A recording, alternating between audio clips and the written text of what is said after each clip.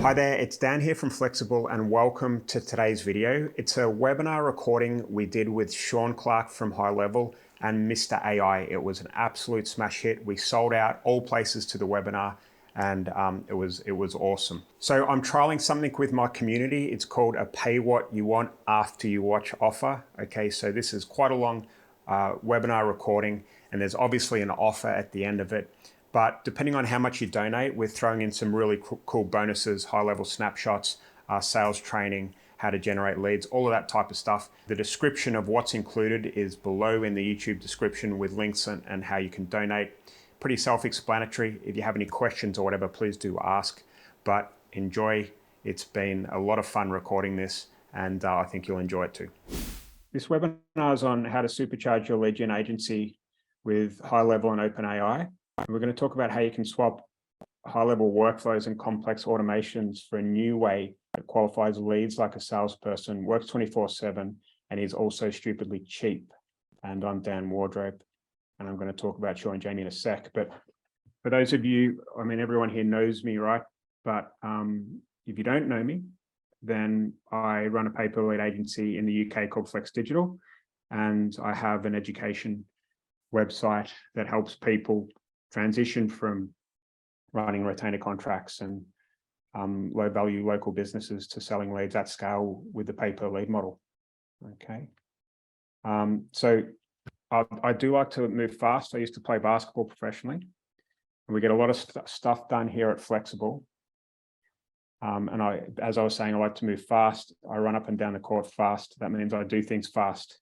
So you know, if you do kind of miss the boat or you're struggling to keep up, that's fine. There's an offer at the end of this webinar which will help you, but everyone does sit at the bench at some point in their career. Okay, so all of this stuff is so new, so keep an open mind with how AI and what we're teaching today will help you. Okay, so first of all, I'd like to introduce you to Shaun. A lot of you know Shaun as the co-founder of HighLevel. Shaun, how you doing, buddy? I'm doing well. How are you? Good stuff, mate. Can you just give us a small bit of background on yourself before we get in? Yeah, sure.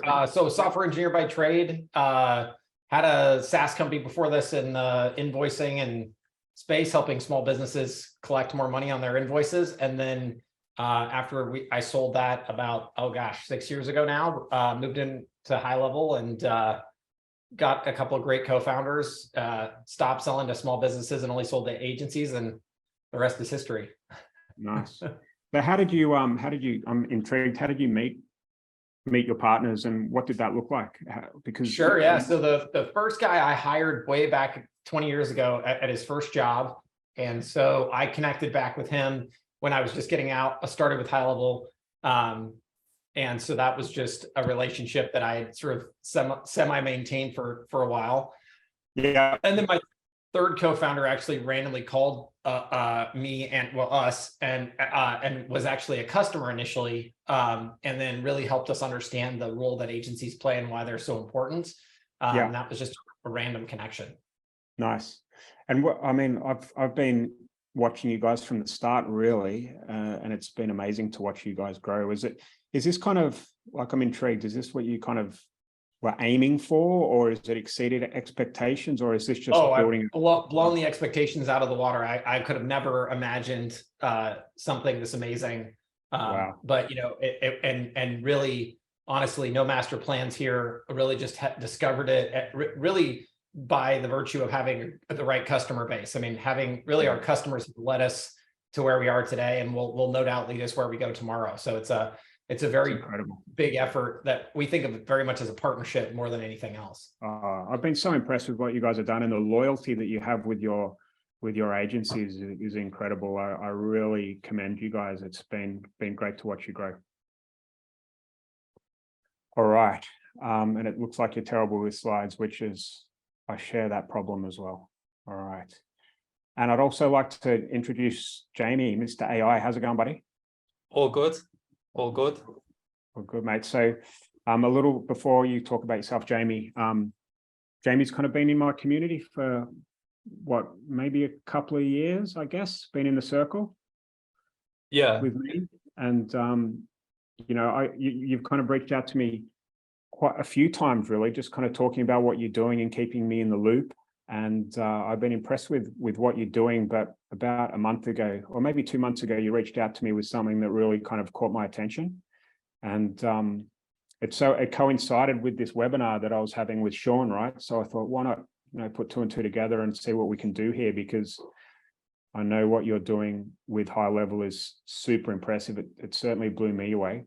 And I think putting your brain in with Shaun's, we're going to go through some good stuff today. So Thanks. let me know a bit about yourself and how you got to where you are. Yeah, first off, when you asked me for the bullet points, I didn't realize you meant like three word lines. When I've seen everyone else's bullet points and their paragraphs. Yeah, that's all right. I started out as a copywriter for like Rudy Moore, like 5-6 years ago. That worked well for a period of time. Moved over to the general agency model. A lot of gym owners, working with them, undervaluing my services. They were terrible at sales. COVID came, wiped out my business model. And then my journey to like kind of go high level and like the PPL world started on a webinar like this through an introduction through Jeff Miller, I think it is. Yep. And it's just kind of like all came full circle. So from there, you're talking about like recession-proof niches, studied that, read your book, got involved with Go High Level for like a number of years, probably like for 2 years straight. Haven't left my desk, just working inside that software and like doing a lot of stuff in the legal niche.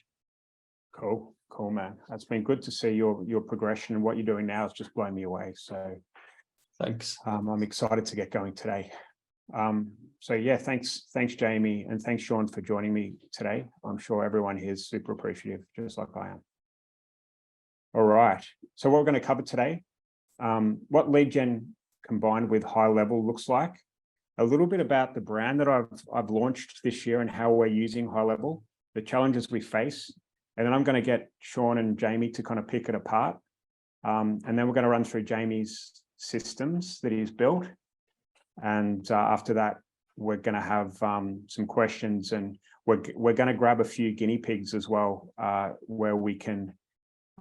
Jamie's going to send a link to the AI bot through HighLevel, and they can play with it whilst we're going through the webinar. So let's get stuck in, right? So Flex Digital's 2023 pay per lead project. Well, it's not just 2023. This is the future for us, right?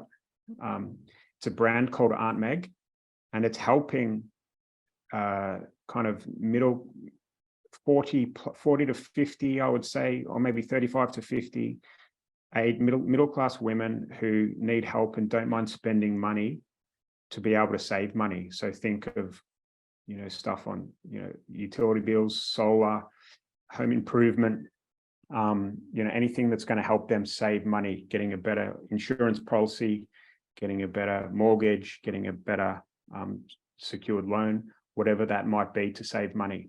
All right, so we've got organic traffic coming in, right? But we've also got paid traffic into our funnel, and the ad looks like this. Utility bills up over £100 per month.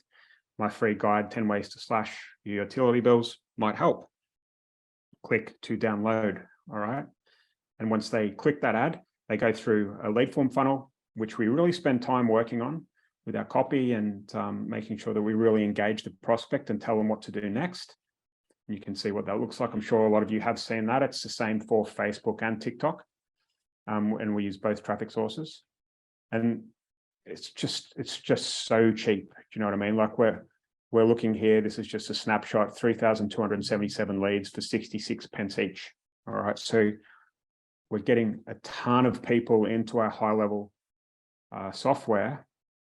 But with that comes problems, and we'll talk about that in a minute, right? But when they do come in, we want the lead to engage with our sales team very quickly, all right, and have conversations with us. So as soon as they come in, we immediately send them an SMS and an email and an SMS with a binary question, okay? And if you're running leads at the moment and you've got lots of leads coming in, but they're not qualifying themselves, or they're not engaging with clients or your sales team, then try this, okay? It works every time. We ask a binary question. Here's what you came for, the link to the lead magnet as shown in the ad.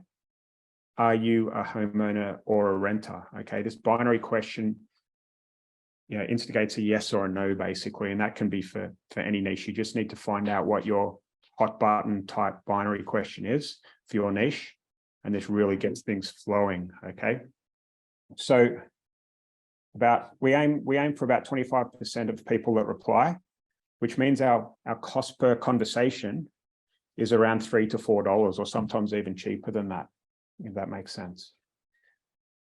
And then we use our workflows, high-level automations, etc., to put them into buckets of different offers. We have 3 to 5 kind of main offers that we're working with at the moment, and we direct these people to these offers based on they have.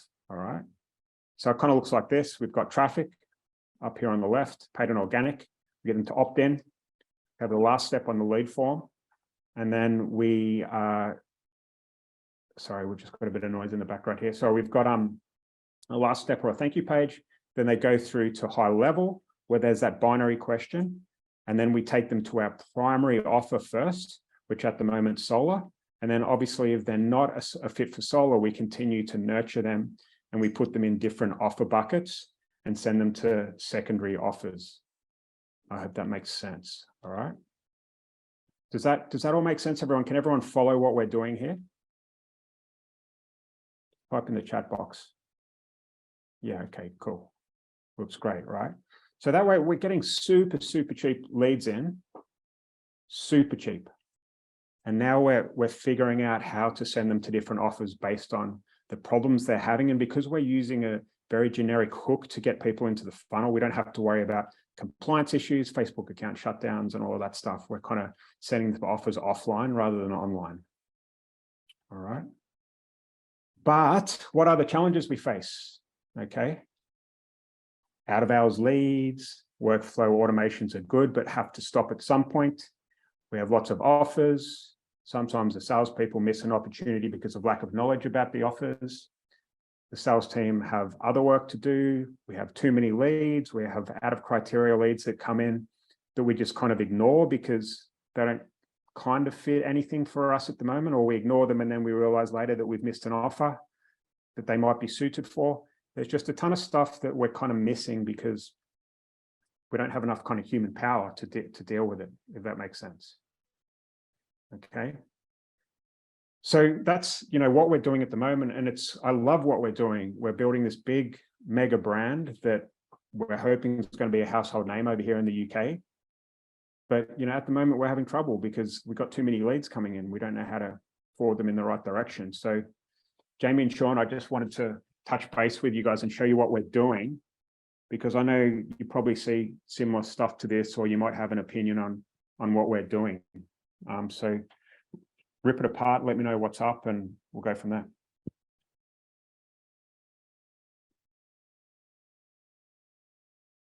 Can you hear me? Are you muted? Can you hear me? Nope, I'm here. Yeah, I'm here.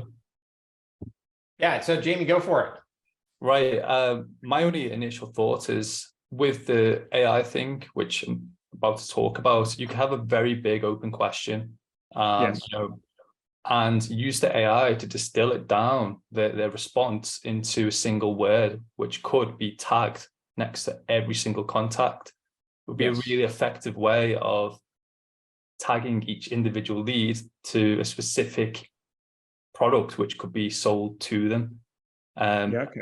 Very simple, like workflow, big open question, have the AI determine, what is it that they're actually interested in, save that response to a tag, and then you're able to group all your contacts, together based on their tags, making sure that they have the right message being sent to them. Yeah. So like a different bucket of offer would be a different tag. Yeah. Yeah. Okay. Cool. And you've tried to, I've seen some of your complex workflows before this, right? It's building something like this with, so many leads and automations would be, quite tough, right? I'm sure it can be done, but, there's always holes in that type of build out, right? Yeah. There's definitely holes in like automated workflows. You can't guess how a person's going to respond. People always seem to amaze me of how they respond. And it's like, I thought I had everything covered, but they just, you just can't predict how people are going to respond to your workflows. So that's probably one of the limiting factor, is just predicting people in themselves. Yeah, definitely. And I don't even try. I don't even try. In fact, I wouldn't even recommend you do nearly what Jamie's even done. I always just say, do you want to book an appointment?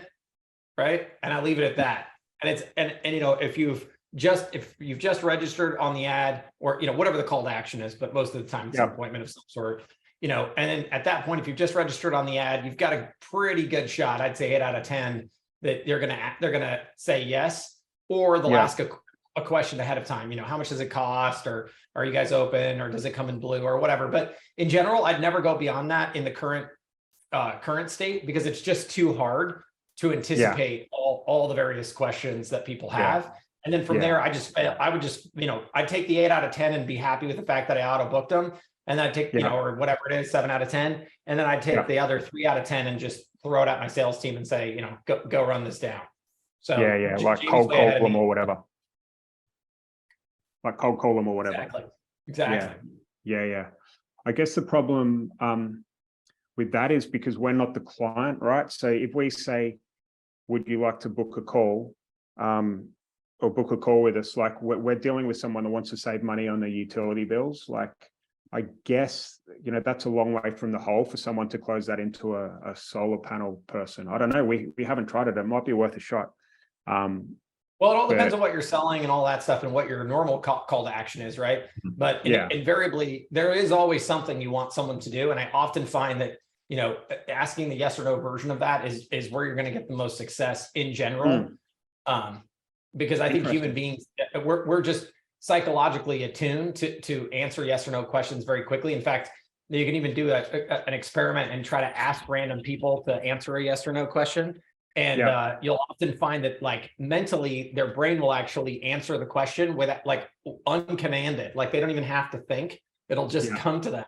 But if you go really sophisticated and ask them, you know, please tell me your life story, or tell me the last time you went out for dinner with your spouse or something, they have a really hard time with those things. So yes or no questions always get the best responses. Sure. I agree. That's where we're finding those binary questions. Cool.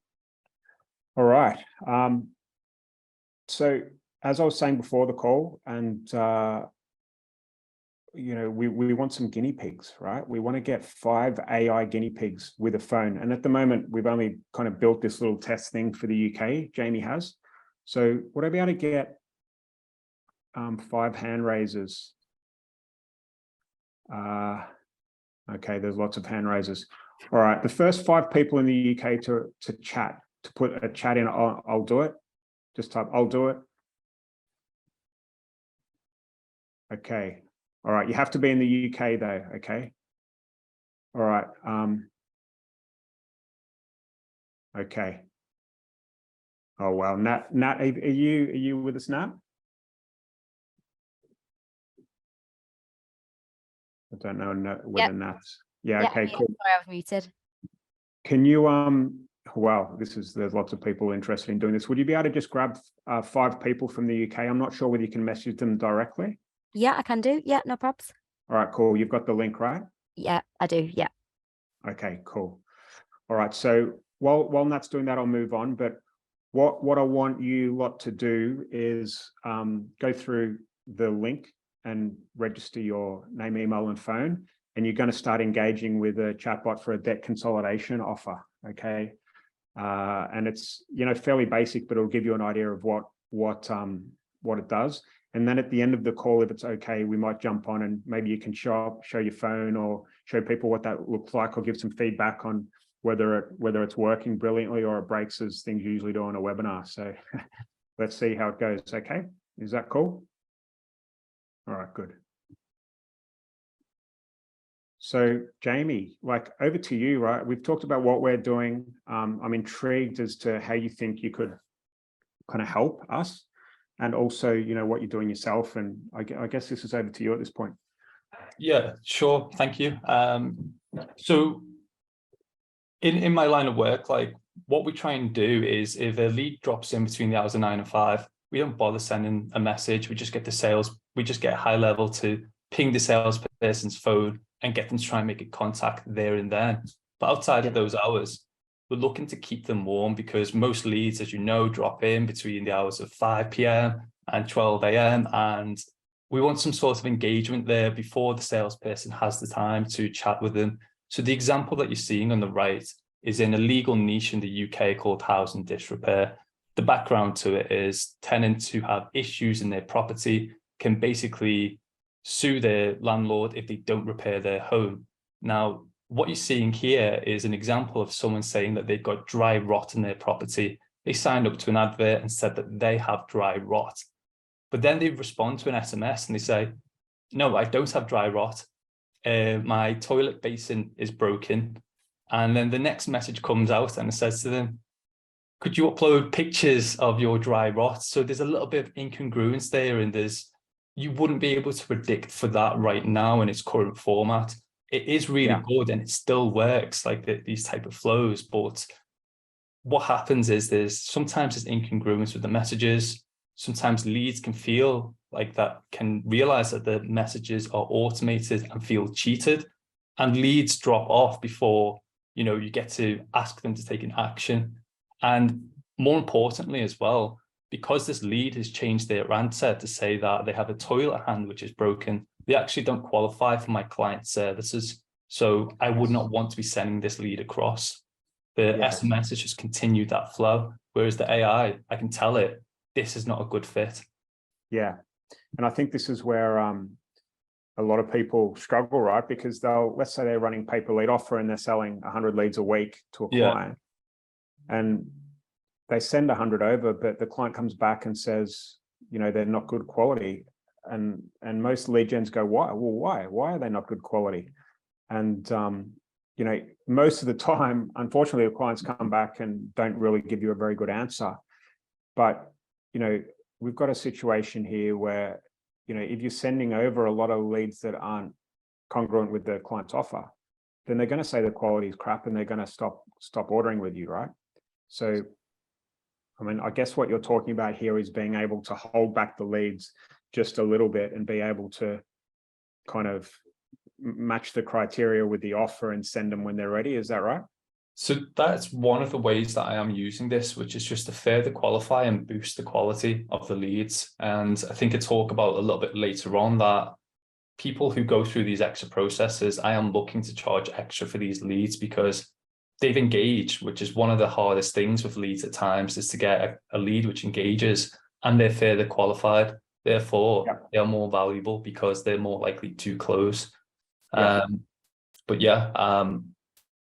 definitely, it's a good way to qualify people further. Nice. Next slide. Yeah, please. So to do that, we'd end up with a workflow which looks like this, and I'm sure many of you have built workflows like this, probably even bigger, and there's nothing wrong with it, but it just goes back to people are unpredictable. You can't predict how they're going to respond. And you go to the next slide. We just changed it to this one workflow, which works for basically every niche. It's just one single line workflow, which just talks to Zapier, which talks to OpenAI, which has a prompt, and you just customize that prompt for your niche, and you say to the AI, this is how I want you to converse with people. I want you to qualify them with these questions. And then this is what a qualified prospect looks like. And this is what a qualified prospect does not look like. This is the conversation you're responding to. So we're just able to kind of feed that conversation to the AI so that it responds and it knows what its objective is. So we go on to the next slide, please. Sorry, before we go on, are you talking more about the prompts within the future slides, or because this is the thing that you are? Okay, cool. All right. Okay. Yeah, so basically, what if you could train AI to respond, qualify, and close leads for you? So what you can see over in the right is part of one of this AI conversations. You asked me to create an example for Aunt Meg, the debt consolidation. Yeah. This is basically the AI has asked them, what's your biggest headache right now? Or what debt is giving you the biggest headache right now? And this person is saying, Or in this example, it's saying, I owe a lot of money on my car finance and I received threatening letters. Can you help me?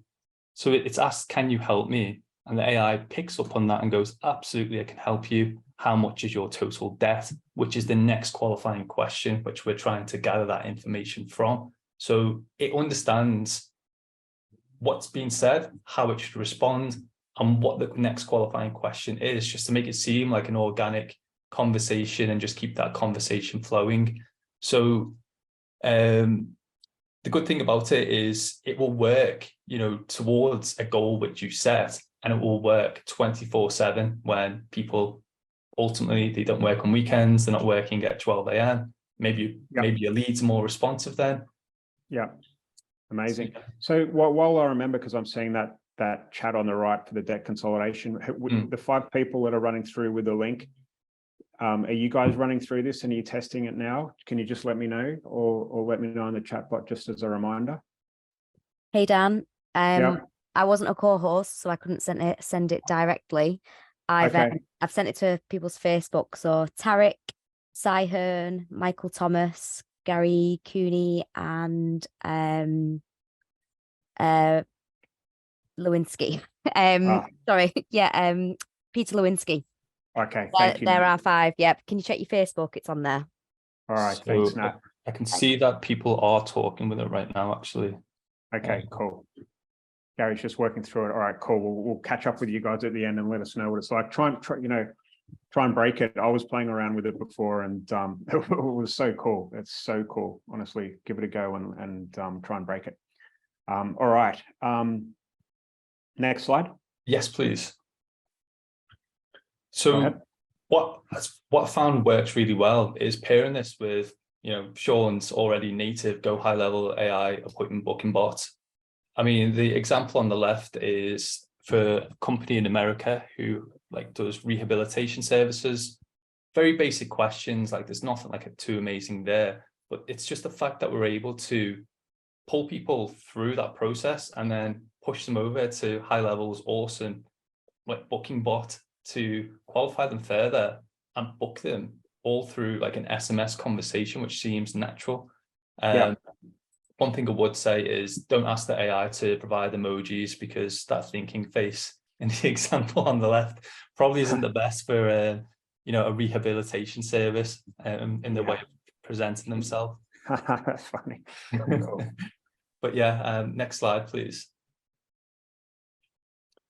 All right. But probably the main concern that people will have with the AI is, can I trust this to really be responding for me? And if you have the right prompt, the AI won't break character. It won't move away from its objective.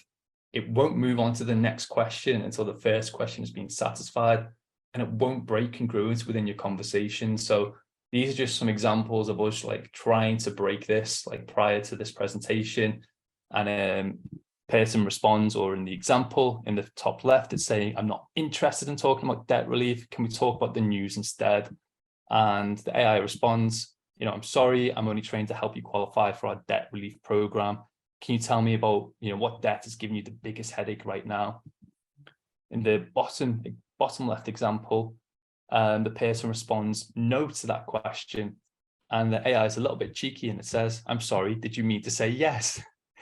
The person responds saying, no, I said no. I don't want to tell you, what my biggest debts are. I don't know who you are. And if someone gets a question like that, typically they would have to speak to their manager or look at a SOP to see how to respond to, in a customer service manner to correctly respond to people. This AI, if you've got any sales experience, you can kind of see that it's following a bit of an objection handling process in the bottom left corner. It's empathizing with what they're going through. It's then providing background information, and then it's prompting and moving the conversation on. So it's Jamie, I have a dumb question for you. I'm sorry to interrupt. Go for it. I think this is super cool, by the way. So how do you get it to ask for the sale? What's the technique there that you find works the best? To ask for the sale? Well, yeah. So, because at the end of the day, what I think everyone has seen these great examples of ChatGPT in the world just kind of carrying on FAQ conversations. But, but if you don't ever ask them to do anything, take an action, it doesn't really matter, right? And so how have you kind of overcome that challenge? So what we're doing is we're just prompting them. In this use case, our sale is asking them to book in for an appointment.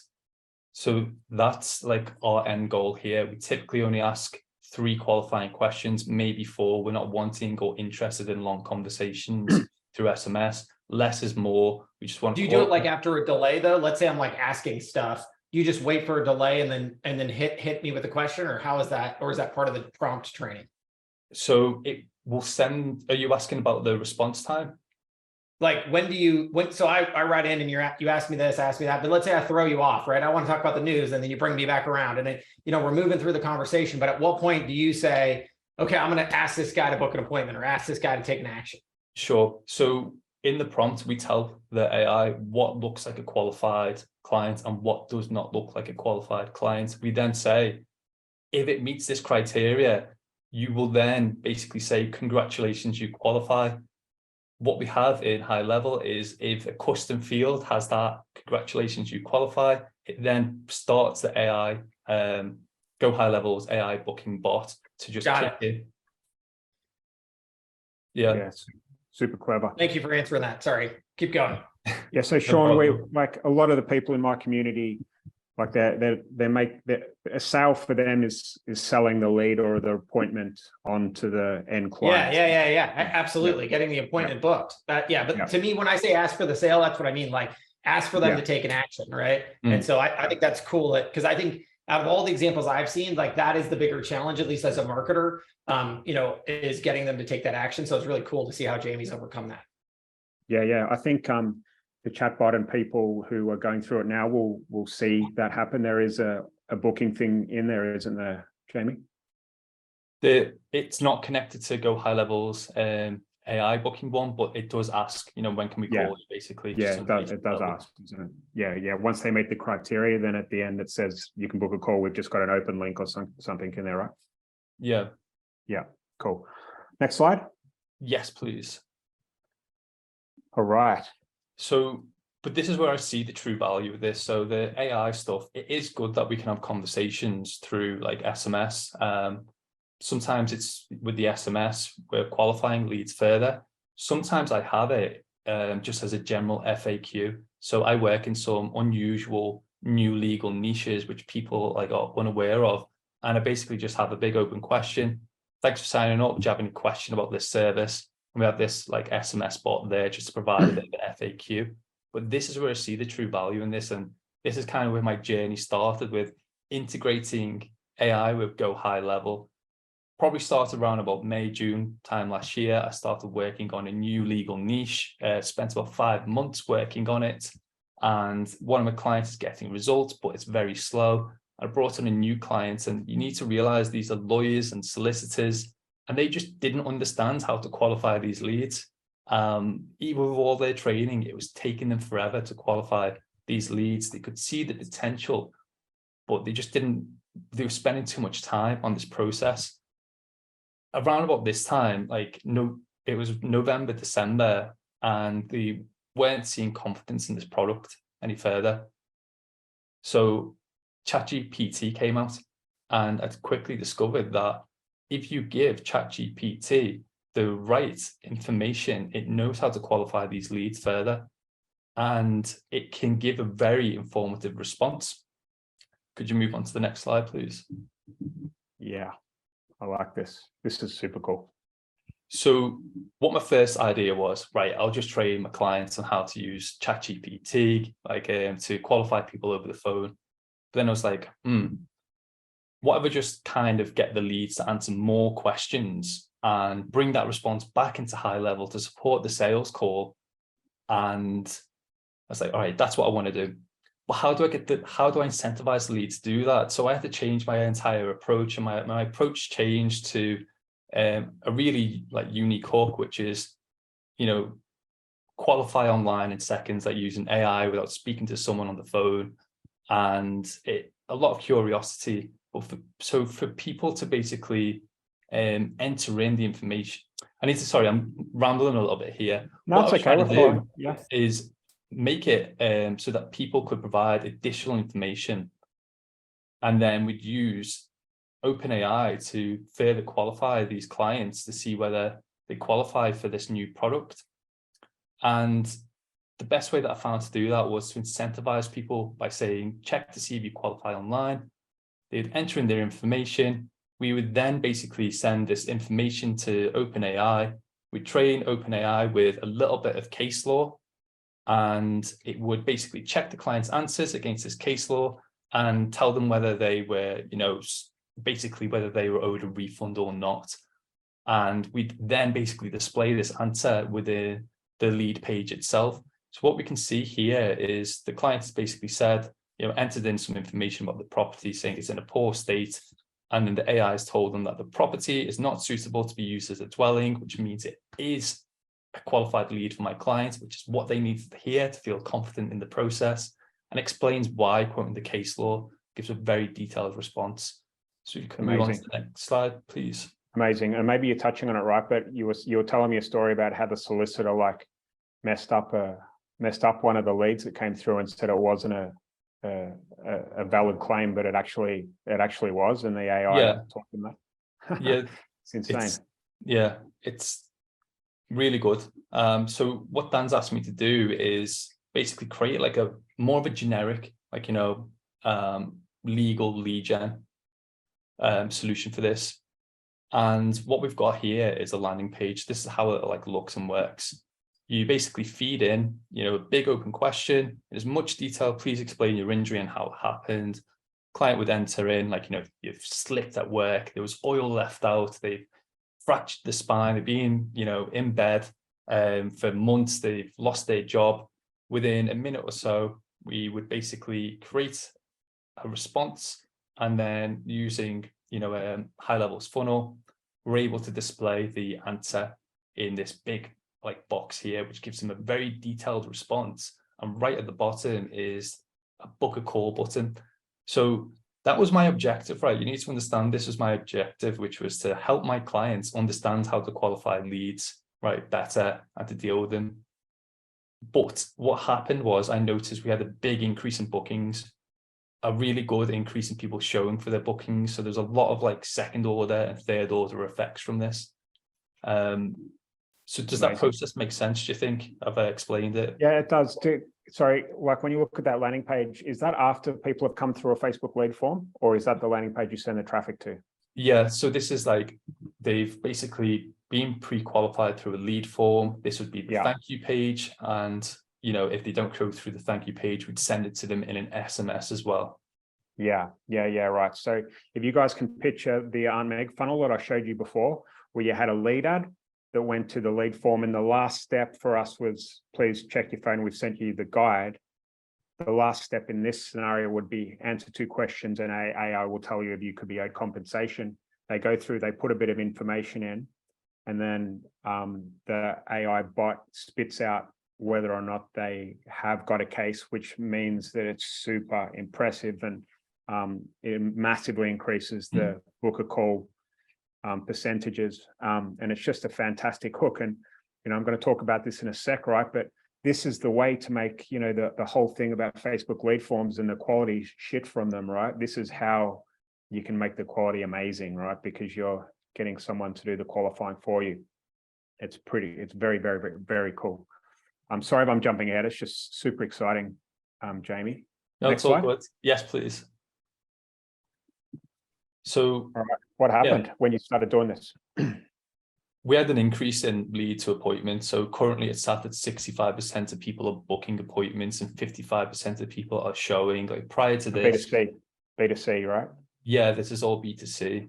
Prior to this, I think we were around about 18% booking rate. I'll be honest, we weren't really trying or pushing for the bookings, but prior to this, but also after we implemented this, we weren't really trying to, push for the bookings either. And the reason of the suspicions for this is, I think it's because we're providing them with the reason why they qualify, specific to their answers. And then the added credibility of an AI quoting either case law or facts. And ultimately, people hate making decisions. You try and make people make a decision, they have the reason in mind. we're just trying to, what's happened is we're removing that process for them.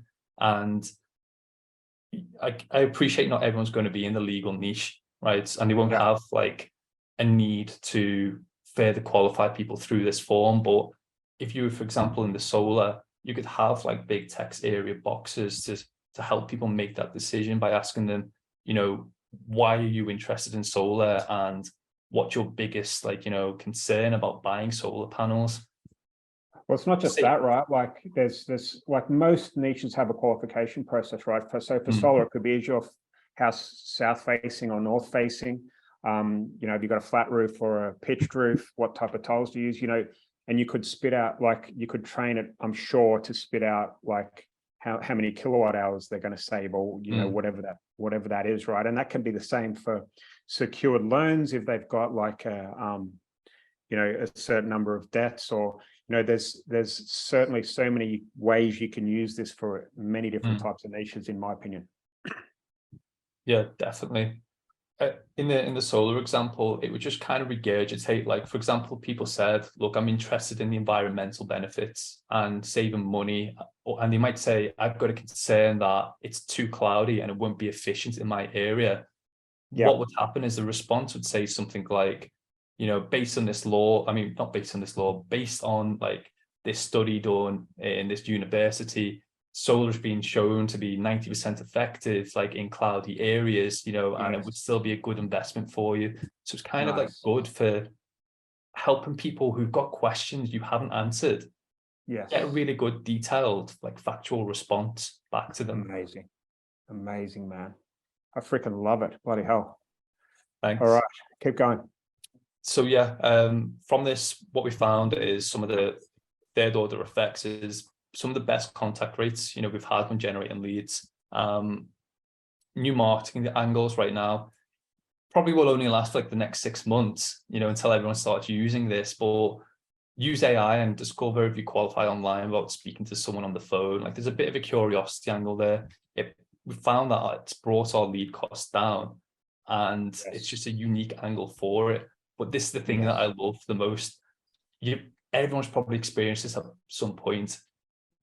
Competition stealing your ads, stealing what you're doing, trying to mimic what like you do.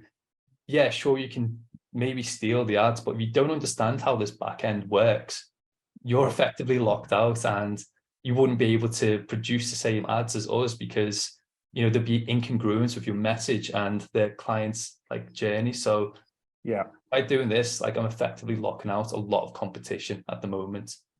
Nice. Very, very cool. All right. What's next? So what's changed, as I mentioned earlier, we're looking at increasing our lead price across the board to reflect, you know, higher quality of the leads. Just working out some deals right now for the non-AI qualified leads.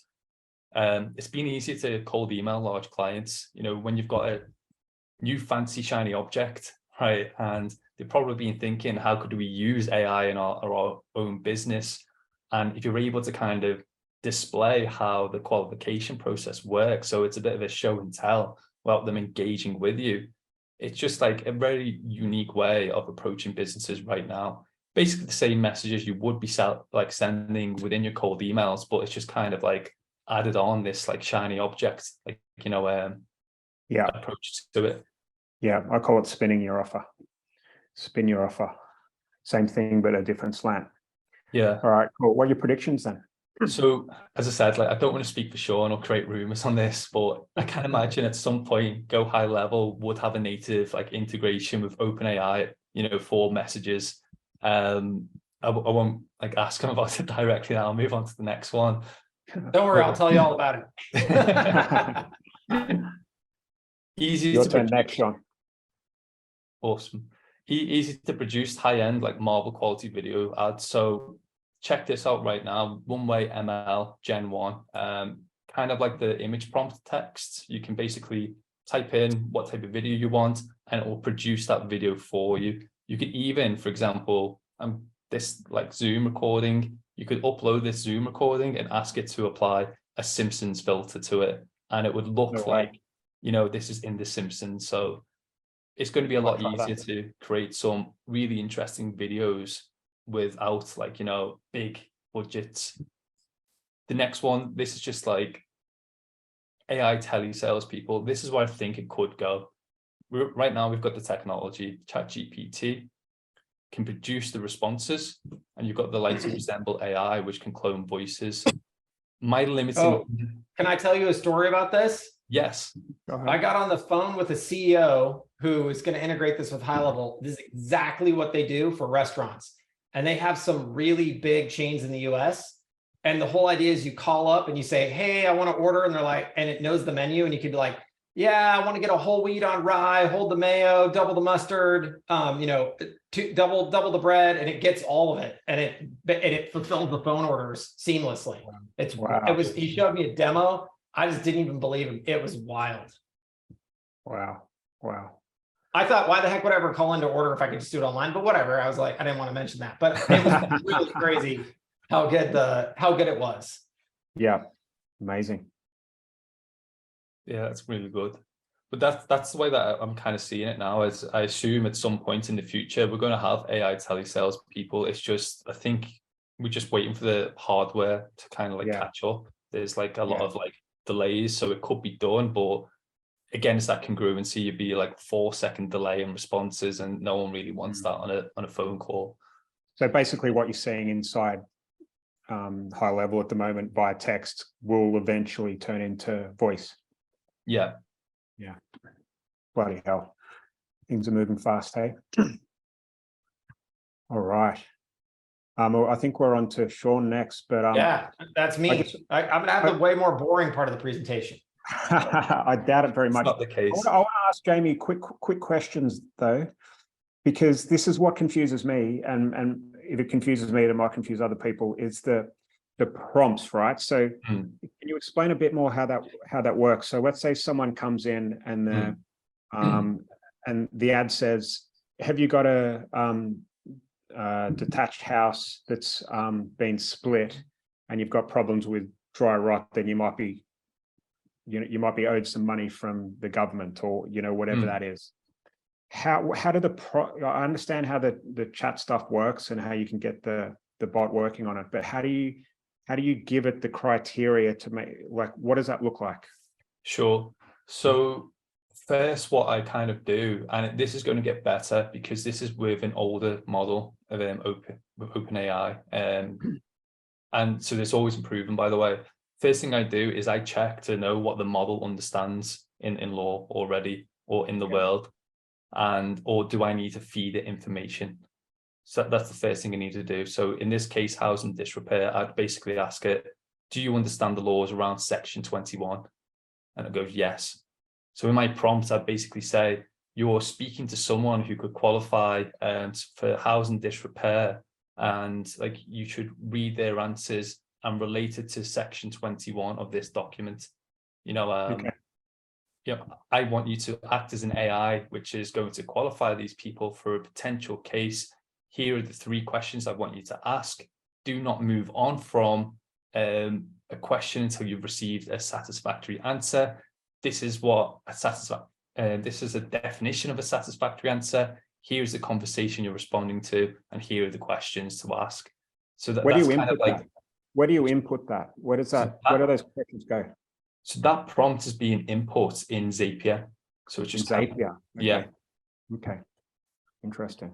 But you can do that for basically any niche. So it's, I think someone asked in the chat, like, how do you get it to read case law? It might already know that case law already. You just need to basically check, do you understand what this like document, is? And if it said yes, you only just need to reference it, within the prompt itself. Wow. Amazing. And this is easy, like once you know how, I guess there's some art in writing the prompts, right?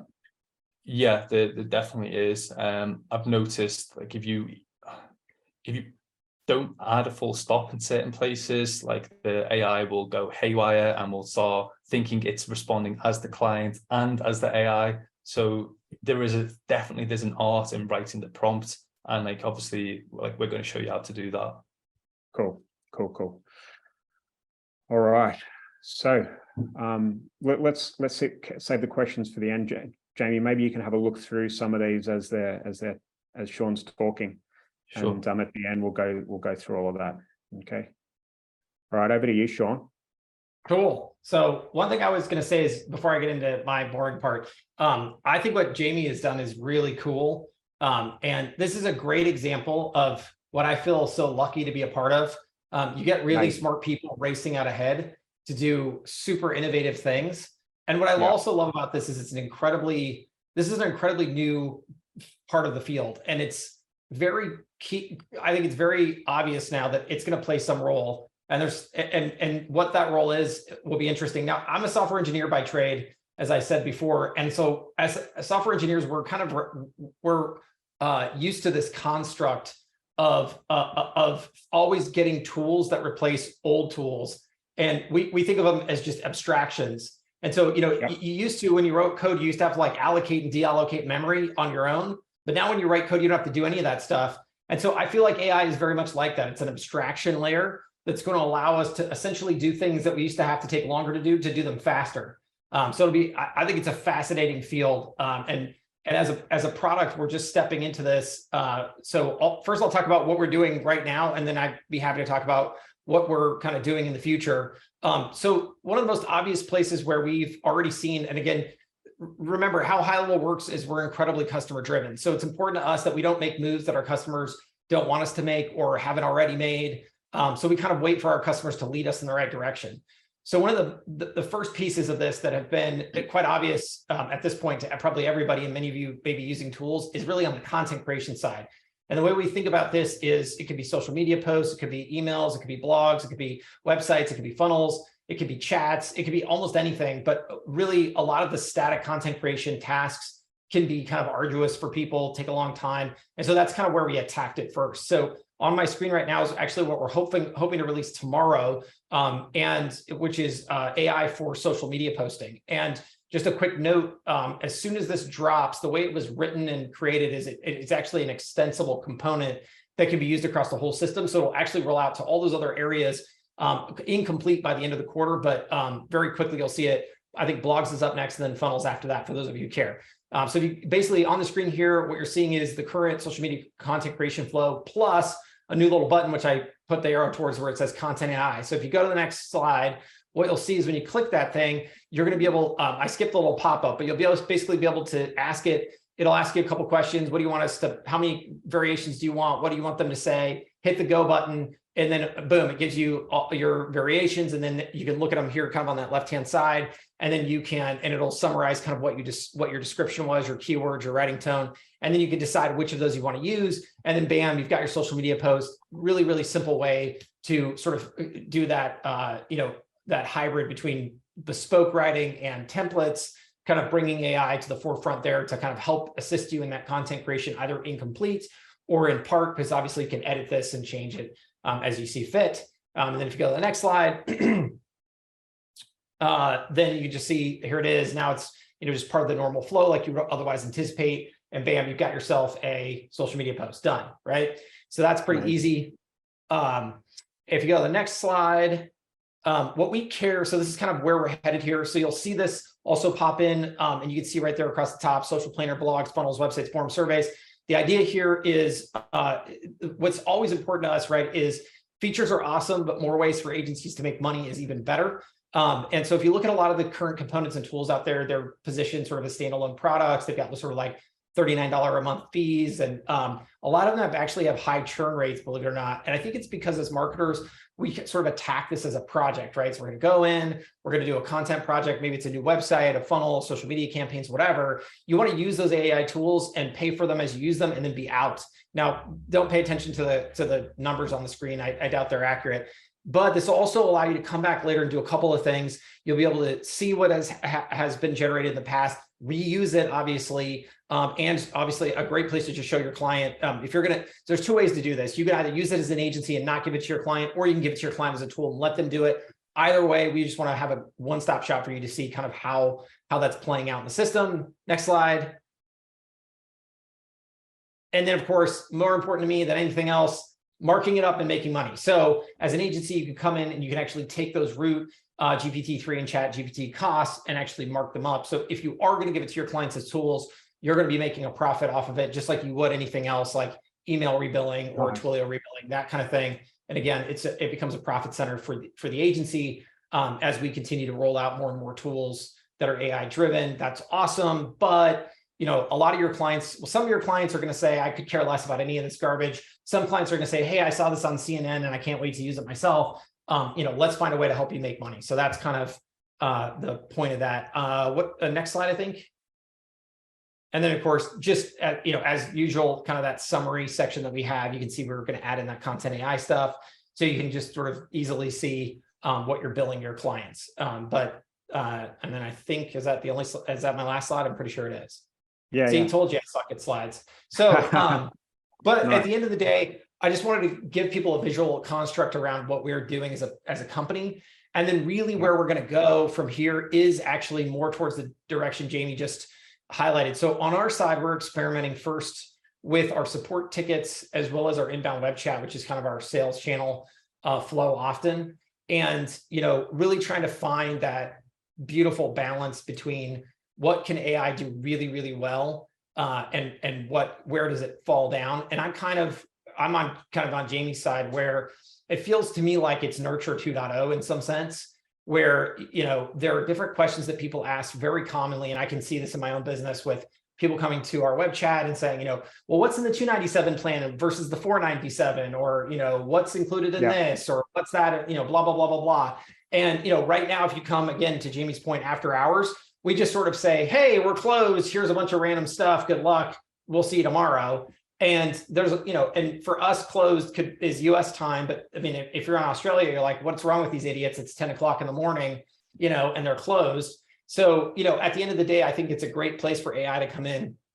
And again, it doesn't have to be, I think what's really key about a lot of these tools is when we see them on TV, or we watch webinars about them or whatever, oftentimes people get this sort of 0 or 1 equation in their head. Like it's either got to be perfect or it's worthless. And I think the reality is that's not even close to true, right? If it sort of enhances the experience at some reasonable uptick, you know, call it 40% increase in quality at some level, I think it's more than worth doing.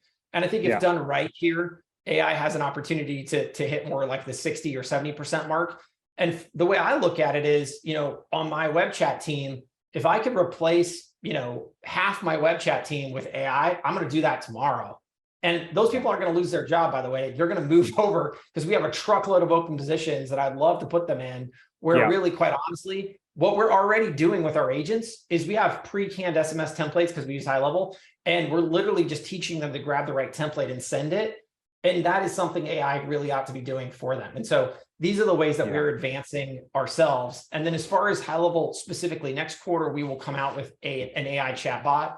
And the idea is basically to steal Jamie's idea, really, and just make it a lot easier for everybody to do by basically putting all the prompt training and all of that within HighLevel natively. So you can deploy it out and do so across all kinds of different channels. Could be Facebook. We'll have WhatsApp, thank goodness, by next quarter. It'll be, you know, you could do it through SMS. You can do it through lots of different channels, and just really pursuing that same similar path, and then figuring out where it's going to fall down and trying to help either create good backstops for that, and or bring the human beings in on that. And I think it's very similar to what we used to do with Nurture 1.0, really, where it's, hey, do you want to book an appointment? And someone says, do you have it in blue? And then we just fail out at that point and say, hey, human, take it over from here. I think the difference now will be that easy, do you have it in blue question will probably be answerable. Whereas, you know, something more sophisticated or complex probably it'll just move the bar, if I had to guess. Yeah. It's incredible, isn't it? I'm glad I put you two together. You guys should chat up. There's lots of cool stuff to be done. As far as lead gen goes, I think this is like, people say it a lot, right? But like, this is a game changer because, you know, previously us lead gens would sell most leads we generated onto the clients, and, you know, they drop off if the quality wasn't there, right? But now we have an opportunity to kind of hold leads back and pass them on when they're a good fit. But not only that, we're able to hold leads back, and they might be a fit for another offer, right? That can be sold to another client. So all of a sudden, you're getting a lot more juice out of, you know, the leads that used to be wasted and sold to someone else. So I can see this really changing the landscape of lead gen, and you guys are lucky to be seeing this, because I don't believe anything else like this is happening at all anywhere in the world. So yeah, Jamie, thanks for bringing this to us, mate. It's incredible. No problem. All right, so I think we've spoken about most of the benefits here, but I'm going to touch on a few other ones, right? Getting better quality leads from lead ads. Okay, we know lead ads can be bad quality if not handled correctly, and clients will usually kick back. But if we're able to, as I said, generate them super cheap, and also be able to sell them on at a premium once they're qualified, and be able to point them into different offers like we're doing with Aunt Meg, then, you know, suddenly lead ads are the future, because we know Facebook and TikTok don't like people leaving the ad platform. They like them staying inside their platform, which is where I think things are going to continue to go. As I said, hold leads back. Maybe less reliance on, like, I love the guys at LeadsHook and some of these unbounced. We've been using it for many years, but maybe there's going to be some less reliance on landing pages and quiz funnels. Who knows? I'm sure you can probably integrate all the chat stuff with quiz funnels as well. Jamie, have you thought about doing that? You could do it, but the conversation basically replaces that need for a quiz funnel. You know, it's it's kind of like build your own story, you know, a quiz funnel, and you do the exact same thing with an AI SMS, and it's just easier to do. Yeah, exactly. Yeah, and I don't know. I've kind of been a hater on qualifying too, because I mean, as a consumer myself, when people mess around and I know they're qualifying me, I just go spend my money with someone else who isn't going to waste my time, because I know I'm qualified, right? So I'm like, I'm not here to answer your questions, you idiot. You want my money, not the other way around. So, you know, I like people who get to the point quickly. And I think when you do it conversationally, it can feel a little less intrusive, because the problem with the direct quizzes is they're in your face. Like, what is your credit score? And you're like, to hell with you, man. That's fine. I'll go to find somebody else, right? And so I love this, because I think it gives an opportunity to be more human about it, and maybe even get more perspective about it. Like, you know, hey, you know, if you are here, you know, it's like, if you're here in the flow, this is what is best for you. If you're there in the flow, you know, you can go this way. And honestly, that is kind of sort of what the best intention is, right? Maybe you don't qualify for that super mega mortgage offer that you saw in the ad, but at the end of the day, they can still help you. It's just they've got to tell you about some other catches, like you're going to pay a higher interest rate, or you're going to have to put more down, or whatever. And so, you know, the sooner you can get me to that place by giving me the idea behind it. And I think that's where conversation with a person has classically kicked butt. And that's why I always hate the sort of, whether it's a quiz funnel or a survey or whatever, same thing. Yeah, I don't want to hate on those guys too much, but I think there's some opportunity to save money as well, right? Like all of that stuff costs money. So how much does all of this cost, like, for all the messages and stuff, Jamie? Yeah, I just want to kind of add on to that, like, point that Shaun made there. The other thing you don't get with quiz funnels is market research, and you get that through the questions. Like, you see someone's dropped off there, but you don't know why, but they've responded explaining, like, you know, they're fed up with that process. You're getting that direct feedback through, like, you know, the chat, to realize your process sucks, basically. But in terms of like costings for it, go high level. A Zapier plan, I think you just need professional, or you can do it in Make, which is a bit cheaper. The free account on OpenAI. I do have a paid account, but I don't think I've even used any of my credits because of the free amount that they give you, and it's just so cheap to run. Amazing. And I've probably tested like a lot, like thousands of messages at this point with different clients. Amazing.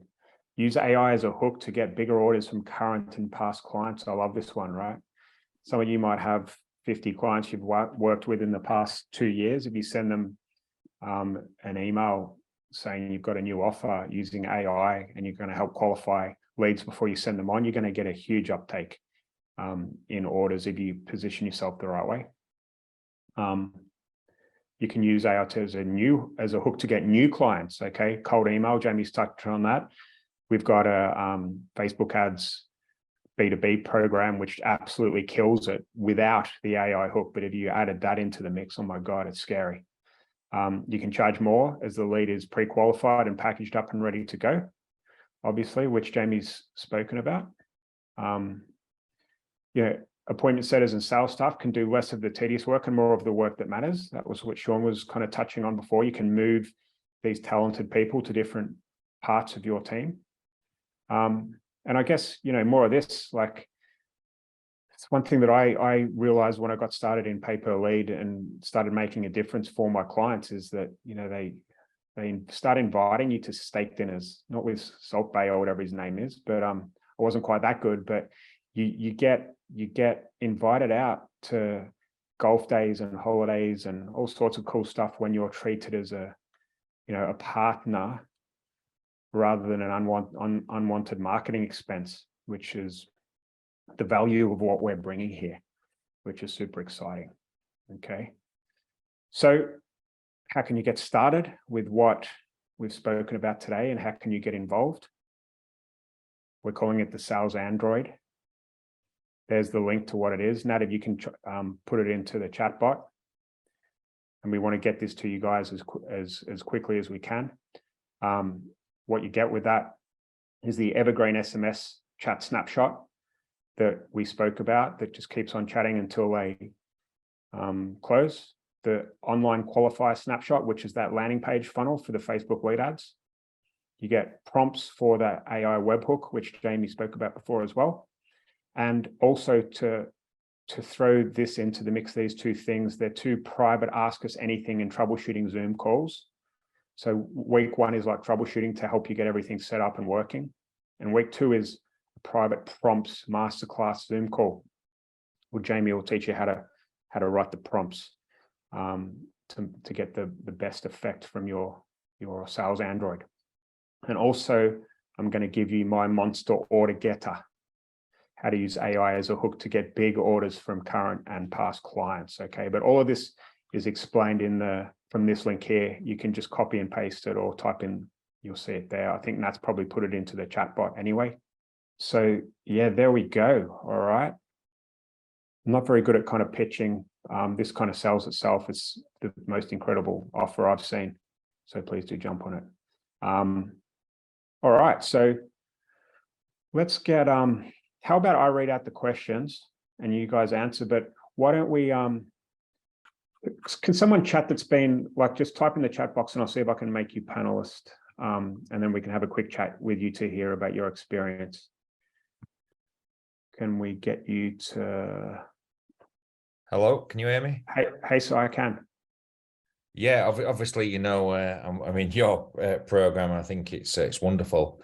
I've just got to say, Jamie, I'm really, really impressed with that, because I've got a bit of a financial background as well, working with an equity release, and I gave it loads of different topics and it didn't get thrown off.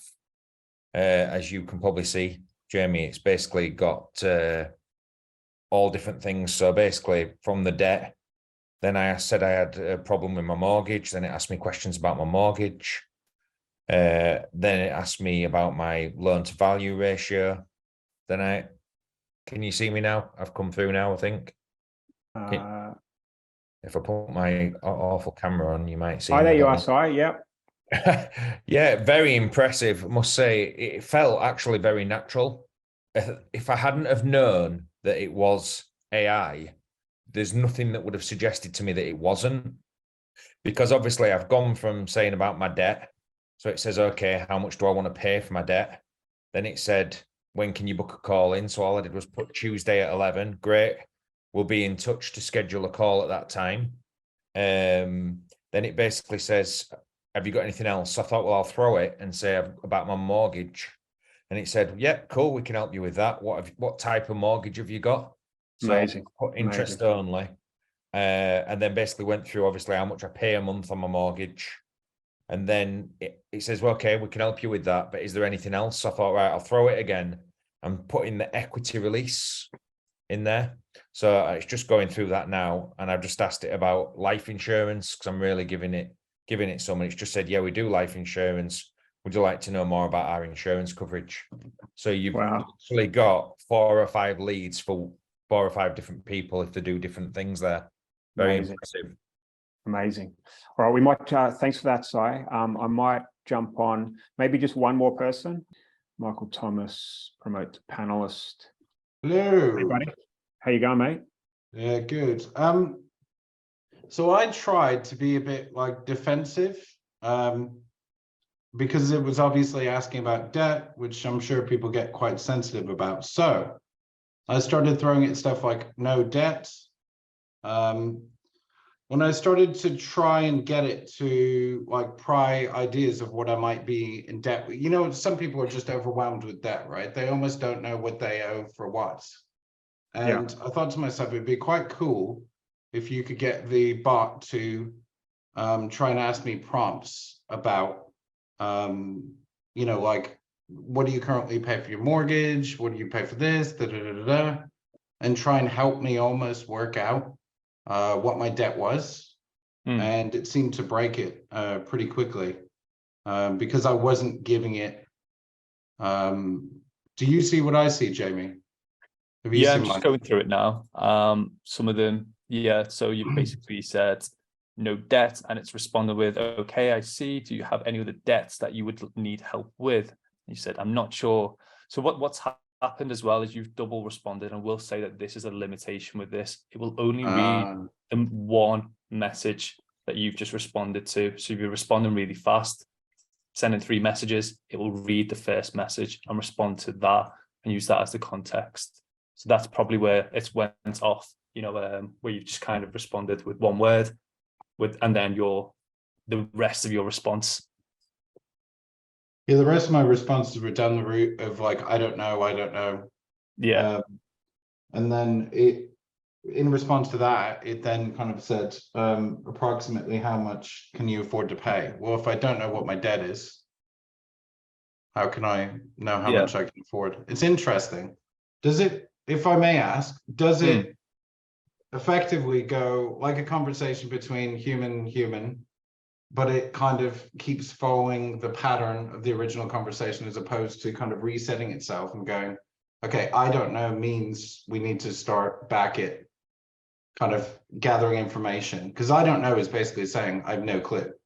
Yeah. So therefore it's like it needs to almost unpack again where debts may be, what things I'm paying, yada yada yada.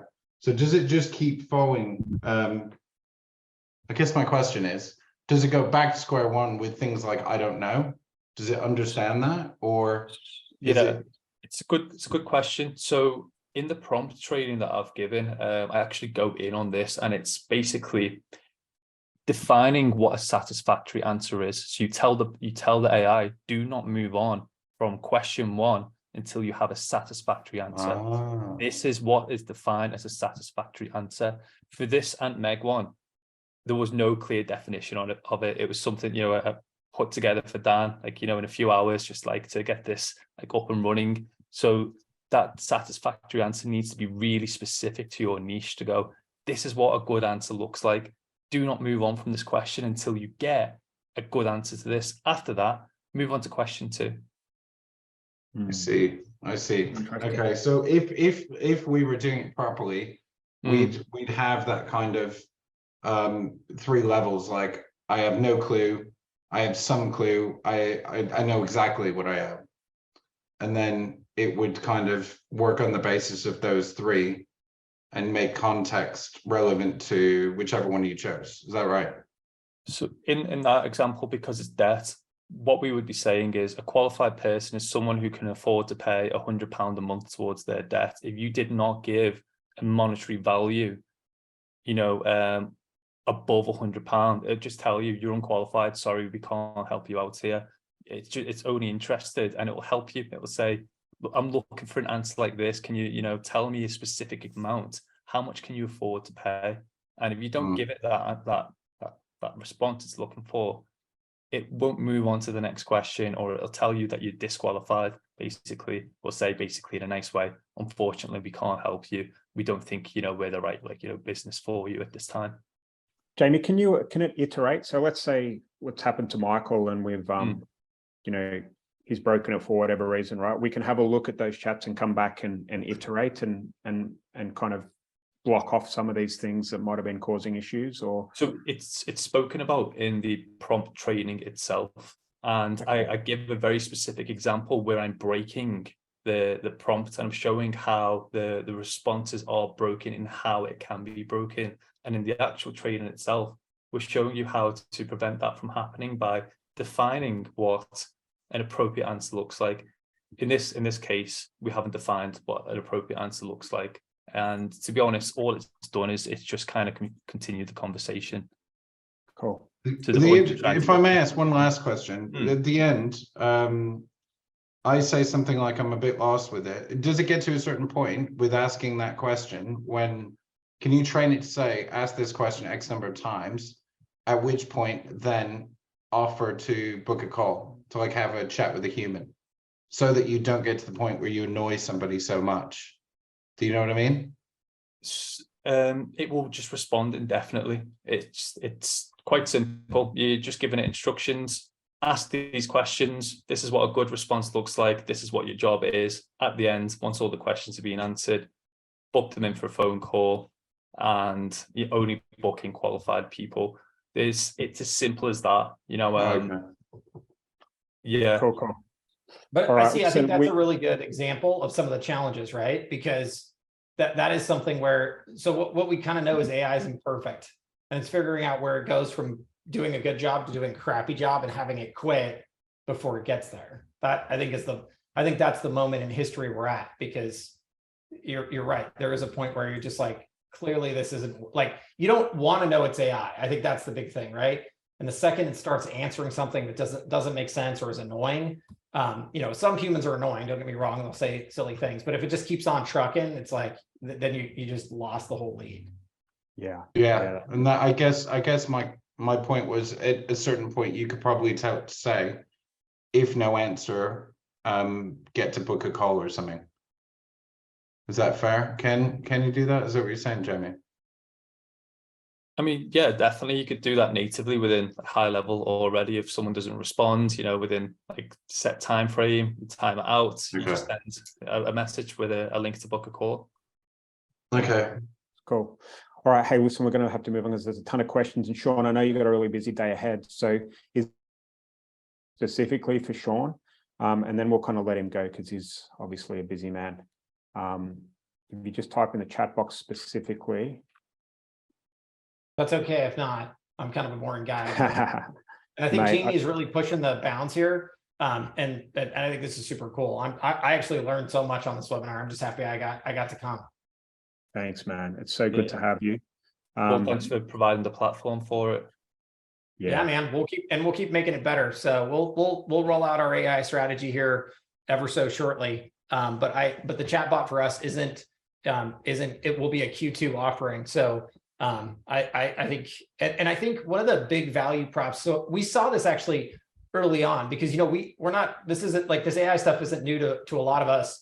We were using Dialogflow from Google, which is intent-based prior to this. And what we saw was, while those models were radically more early and limited in what they could do, it still became obvious. And I think this actually is a good example of it, where domain-specific knowledge is still very, very key, because at some point you're basically going to take the generic knowledge and have to be really specific about it. So I can imagine a world where there are people who, and we saw this actually with Dialogflow, where you start to train the model very specific around a niche or niche, as you guys call it, or an industry or a topic area, right? Something where really some of the value you're getting isn't the sort of structural construct. It's all the specifics that truly drive not only specific facts, but also specific flows that really drive people to take those actions, right? So like around this whole debt thing, there's going to be a lot of experimentation on like, well, what prompts actually get the AI to spit back something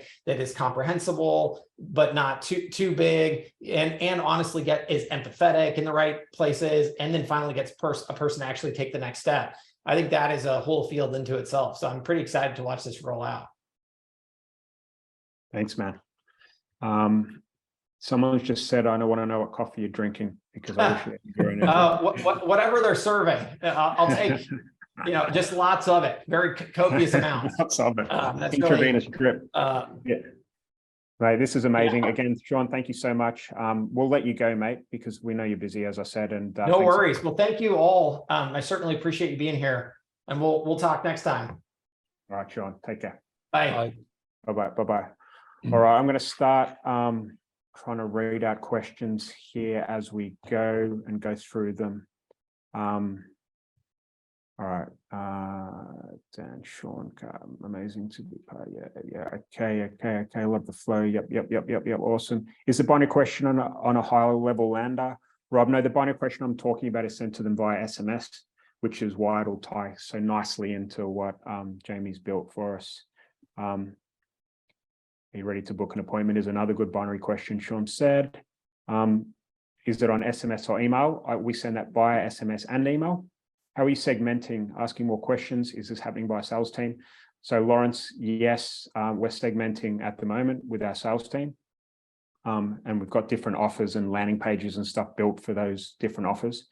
And we're segmenting via a mixture of the sales team and also automations. And we haven't got any AI or anything like that in the moment, which will be happening pretty soon for us. Jeff Mills here saying hi. Good to see you, mate. So can this sync up with WhatsApp automations too? That's a decent question. I'm not sure. How does that work? Jamie, do you know? WhatsApp integration. Yeah, rather than SMS, I guess. Is that what he's asking? Yes, I think I haven't seen that question. I don't know whether HighLevel has WhatsApp integration or whether this could be integrated with WhatsApp. Is that from me? Is that from me? Yeah, it was from you, Si. Yeah. No, I was just talking because you can do like we've got the bits inside, you can actually connect up, I believe, ChatGPT to it. And I'm just wondering if you've thought of doing the ChatGPT to the WhatsApp, because then it gives you a little bit more license, with regards to options and stuff. Yeah. I was thinking if that'd work. You definitely can do it. I know developers who are doing some stuff like that. I'm not as clever as them. Like a Python to me is just a snake. I don't understand code or anything. I just want something which is simple, easy to set up with tools that I'm familiar with. And until HighLevel, has that integration, I'm probably just going to continue it with SMS, but it is doable through WhatsApp. I don't know whether that answers your question. Yeah. So just one thing on there, if if you're not like in Python, if you use something called UChat, Chat has the full ability to be able to do your WhatsApp and everything, and it's now syncing with ChatGPT, and I think it syncs with HighLevel. I just wondered if you'd used it. That was all, mate. Sorry about that. That's interesting. No, I haven't. I'm going to write it down. You literally don't need no code. Cool. Thanks, Si. Robert Bailey saying humans are better than robots. We've always seen lead performance outperform AI and lead gen by thousands of %. Just follow up within 5 minutes, easy, done. Well, I don't think that's really the point here, mate, that we're trying to make. But I take your point, and of course, humans are always going to outperform a robot when they're chatting in most cases. Although, Jamie, you did say the solicitor got it wrong with one of these cases, right? Yeah. It was an actual claim. Yeah, it was a claim. They're just always nervous in a new area, and this was just giving them that confidence and was helping them make the decision better by telling them why. I'll let you in as well on something. A lot of my clients, solicitors, are using ChatGPT right now to do some of their legal work. Really interesting. Yeah. Interesting. All right. Someone said, Robert Bailey, how are you following up with humans at scale? Yeah. All right. We don't want to get involved in that argument, but anyway. Does Happy Chat make outbound calls to databases? I don't know. That's kind of what you were talking about before with the telesales, right, Jamie? I'm not sure whether that question is directed to that. Right, it might not be us. Yeah, okay, yeah, cool. I don't know. I think someone's sticking up for us in there. Thanks, Scott. All right. We're going into Happy Chat. Jamie mentioned training AI with case law. How is that done? Yeah, so with it, it's just basically, so the model we're using is Text DaVinci 003. Zapier will have very shortly a direct ChatGPT.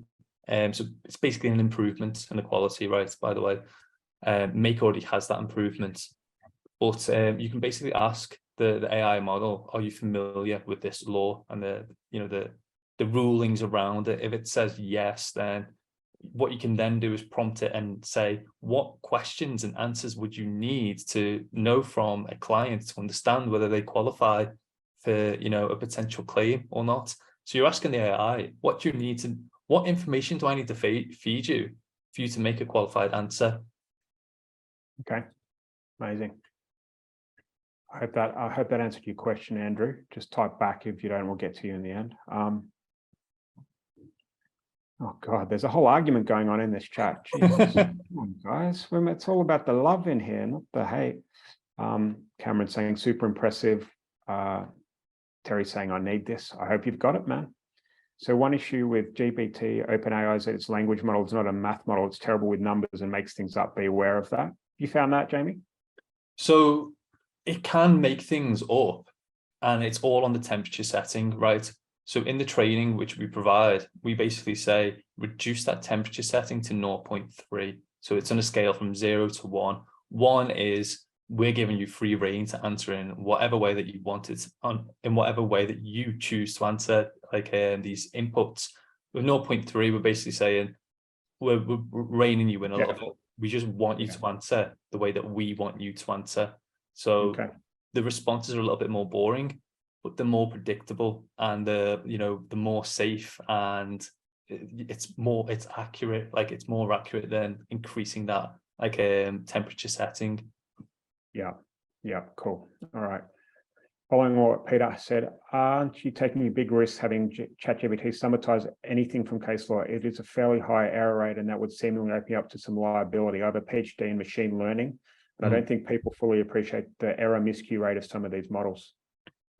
Yeah, it's a good point. And what we always say to people is they need to agree to our terms and services of using this on the website. And what we're saying is, we're not going to be liable for this. It's indicative. It's not, we're using this to guide your, to give you a bit of an indicative answer. So we're not saying that this is 100% fact and that we're giving you advice to act on. Use this as indicative, information. Yeah, that's right. And Dave, great to hear from you, mate. It's a very good question. And I think this is so new, right? Like we have to realize that there might be some teething problems. And I guess it's good having people like you in here that can make us aware of stuff like that. It's good to see it's covered in the privacy policies as well, Jamie. Peter said again, in your prompt, you say, if you do not know, you do not make things up. You also cite case law. Oh, okay. I'm not going to go into that one. All right. Scott's backing us up again. Can we go to get the AI to draw only from our own content, not scraping the web for responses?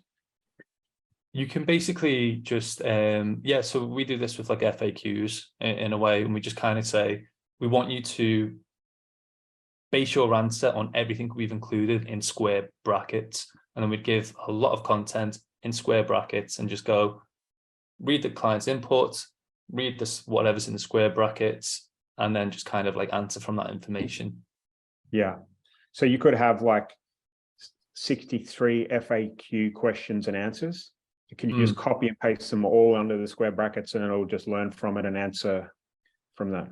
There will be a limit on the amount of content that you can provide. I don't know what that limit is, but so 63 FAQ questions might be a bit too much.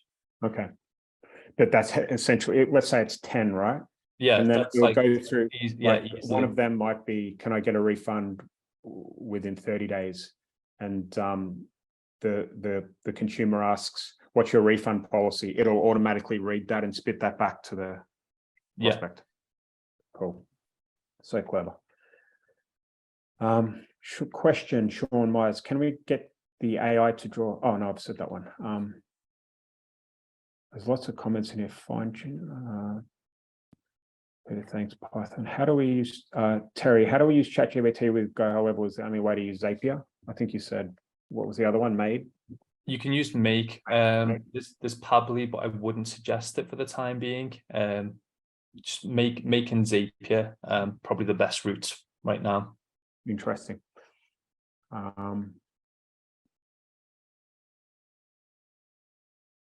Dan, thanks, Jamie. Brilliant, everyone. Keen to follow what you're doing more. Thanks, Dan. Amazing presentation, Jamie. LLAMA is already giving us better results on custom training versus ChatGPT. It's also about 10 times smaller, so cheaper to run. We also use our own models. I think he's losing me now. Anyway, let's skip on from that one. Can anyone help me get this set up? How do I connect to ChatGPT and go high level? Terry, that's all done. That's all in the training. And plus you have the 2 calls with myself, Jamie, and my tech geek, Graham, where we'll help you along with all of that and the prompt training to make sure you get up and running. Sean, does the rebilling then add country VAT to the charges? Rebilling for, I imagine if you are in the UK and you're getting charged in the UK for whatever, then you will get that on top.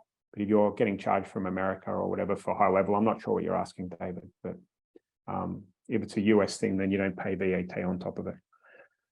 Lots of conversations. Do you ever admit that you're using AI? Do you keep that secret? AI, so it depends. Sometimes I do. I'm just very open and honest. I'm like, look, you're being qualified through AI here. And in a way, it's a bit of a marketing ploy because they know they're being qualified, they're getting specific answers. And some people will have a bias to think that machines are smarter than them. And we'll just kind of trust like an AI's judgments over their own. So there's benefits and obviously there's disadvantages. So through an SMS, sometimes I might not choose to tell them it's an AI. I just want them to think that there's a human speaking to them at some point. It's situational, basically. Okay, interesting. Next question, Jamie. How do you go about sending leads to the client after they go through the AI system? I'm intrigued to hear this one, what tool you're using. So I have a Mastergo HighLevel account, and that would be represent the brand. And then basically all the leads come into here. We're then going to either through the AI SMS, converse with them. Once they've had that conversation, we're then going to basically save their conversation into a custom field, send it to our clients, Go HighLevel account. Or the other option is we just online AI qualify them and we're waiting for them to have that tag online AI qualified. And then we're just sending them to, our clients' Go HighLevel account. Nice. I think you've got some training on how to do that on YouTube. Okay, and all of your clients have got HighLevel, do they? Have you kind of trained them to have HighLevel? Yeah. Interesting.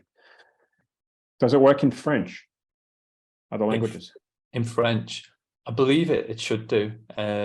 Because I haven't tested it, but to my knowledge, it's been trained. I've seen the Microsoft version of it, ChatGPT, it's trained in languages, so I imagine that it will work in different languages. If you're able to use ChatGPT right now in a different language, then I'd feel pretty confident that this is also going to work for you. Yeah, perfect. David just said he's bored as soon as the link sales went live. Robert Bailey said, got to run. Thanks, Dan. And Jamie, it works in almost all. Oh yeah, everyone's backing you up. So people are asking for help with this stuff. It's got full training on how to get everything set up. And I think, Jamie, you said if you can watch 15 minutes worth of video and you have 30 minutes of time with your snapshot, then it's pretty easy to get set up and running, right? Yeah. Yeah. It's basically, you've got custom values there. You download the snapshot. All you need to do is add in a webhook and it works straight away. It's copy and paste. Amazing. NerdWallet could kill it with this. Don't know who NerdWallet is. Is it an American brand or something? Dan Carpenter's bought. Oh, well, I'm happy to. So we both off will integrate and set all of this up. Yes, Terry, it's all in the training. Does it only work on HighLevel? I mean, it could work on any messaging platform really that connects to Zapier. But this is only really being made for HighLevel. So if you're trying to, if you're buying it to use it elsewhere, you might learn some interesting things, but we can't promise that obviously it's going to work elsewhere. Yeah, David's saying the AI is not the whole answer. It can reduce costs and increase availability for 80% plus of the inquiries. If the AI runs out of steam, it can be handed over to a human. Exactly. Can you show again the page that lists all that is included? So if you follow that link, you'll see our sales Android stuff. Amazing, James. Oh, there's lots of chats here. Question for Jamie: does this integrate with all the GHL channels, Google Business Profile, Facebook, Instagram, etc.? Yeah, so you can have it set up to respond to emails for you, messages, like through Facebook, any messaging channel, and go HighLevel. This will work. Yes. Okay, cool. Okay, you guys have all got the link. You keep asking for it. It's on the screen. Okay. Does the Android cover the SMS to qualify the leads, and could we use this for agency sales qualification too? Michael, if you just type your message in for now, dude, if that's all right. Yeah, no worries, buddy. So does it work for qualifying agency clients? Does the sales Android, which is our offer, cover the SMS messages to qualify the leads, and could we use this for agency sales qualification too? So yeah, that's a good question, right? So when a lead comes in, like let's say for Aunt Meg, and we send it's up to us to think about that binary question, right? That first question. Okay, to get the chat conversation started. The bot won't automatically start messaging them, or how does that work exactly, Jamie, if you follow? The bot will message when you want it to message, whatever the trigger is. Like for you guys, you might want to wait 10 minutes to see whether they book an appointment, and if they don't, then you might want us to trigger like the SMS conversation. For qualifying agency owners, yeah, it's just you just need to know what your qualifying questions are, for the clients that you're trying to attract into the business. And yeah, if it is relevant and you want to be asking these questions before they book a call, go ahead and throw it into the AI. It will follow suit. It's however you want to program it. It will basically follow those instructions. Joel, I think that's something, it's different for every offer. We call it like our hand raiser or kind of hot button question. It's the one that's super related to your offer, and you kind of need to come up with that yourself in order to get people to respond. And as we said in our funnel, we try and get a 25% response rate, and then the bot can take over from there. Is it a sales chatbot for HighLevel? Yes, AI. Sorry, Adele came late. I know your whole strategy focuses around pay per lead, but for people who are on retainer, do you think this would be a good upsell to clients? Of course, man, like totally. So, you could run the leads through your client's ad account into your own HighLevel or their HighLevel, depending on how flexible they are. And if it's their HighLevel, then obviously you can do a lot of the qualifying for them out of hours or whatever that is and charge extra for that. Or you can put it into your HighLevel and hold some leads back and then pass them on only when they're ready. There's so much you can do, and it totally works for any agency model. And it's definitely a really good upsell. As I was saying, in my offer, I give you some really cool SMSs and emails you can send to your past clients to get the conversation started for the upsell. And this AI hook alone is probably the best kind of upsell offer I've seen in my time, because it's so hot at the moment. And as Jamie said, you can leverage this tool to be able to land more clients or get more from your current clients, which, by the way, is the easiest way to make more money rather than selling to cold traffic. Just a little heads up. Just a quick one on top of that. Where a lot of businesses are crap is with their follow-up. If they get an inquiry through a form on the website or through Messenger, they take forever to follow up. And if you just basically have that AI with some general FAQs, it's going to respond straight away, and it's probably going to save more business. Not to mention, some clients have 10,000 people on there. Like we did this for one of my Flexxable members, right? He had 4,000 people he hadn't contacted for a while. We said one binary question, and he got an insane number of replies and people still wanting the offer, right? If you can, I'm taking, you can put the AI bot into that kind of re-engagement message and just let it spit out qualified leads. I mean, you'd start with a small segment to begin with, right? But once it's done, you'd be able to roll it out. Yeah, definitely. Amazing. Dan, any thoughts on how you plan on implementing in personal injury? So we're not running personal injury, but it's very closely related. Everything that Jamie's spoken to the claims niche that he's running over here in the UK. So he's probably the man to talk to if you want to get help doing this for personal injury. So I'd recommend coming to the calls if you buy the offer.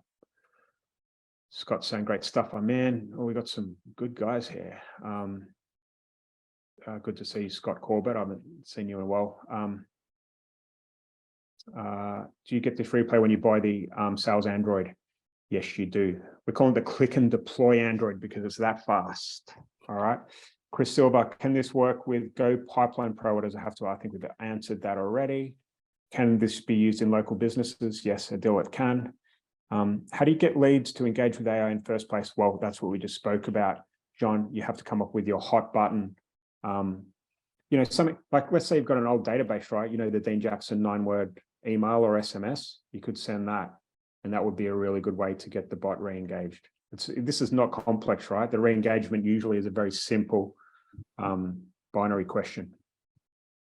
Does the Flexxable offer require a Go HighLevel account with you if we already have? No, of course, mate. Of course not, man. If you've already got a Go HighLevel account, then you're going to be set up and able to run faster. If you haven't got one, then you can buy through our affiliate link, which gives you a 30-day free trial rather than a 14-day free trial as well. I negotiated with Shaun before the call, just to let you guys know. All right.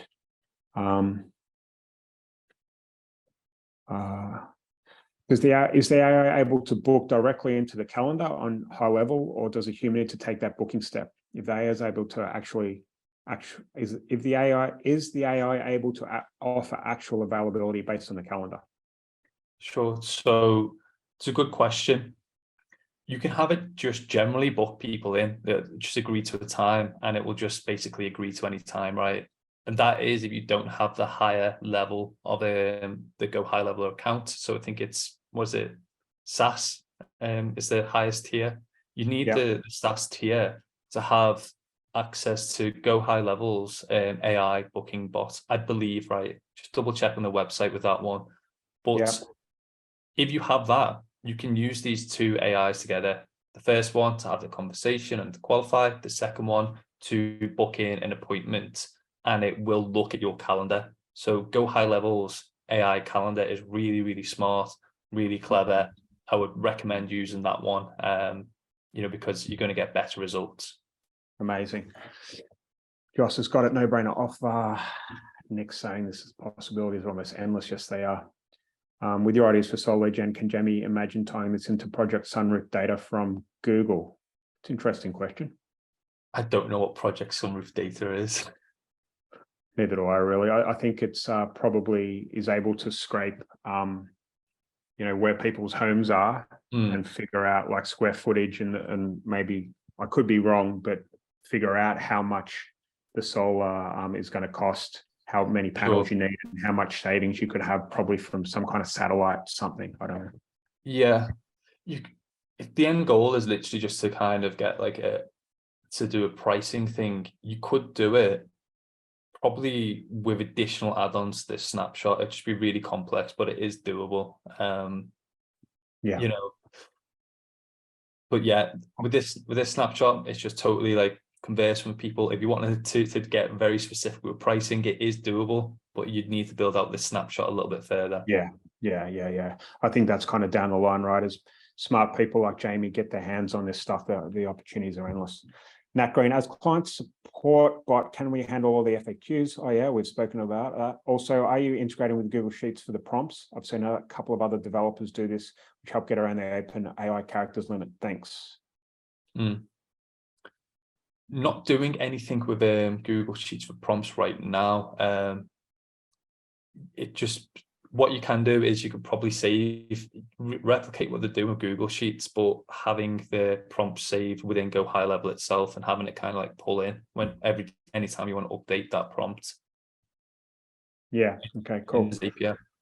Just signed up for the offer. Robert did. That's great. Curious about Pabbly integration. What's Pabbly?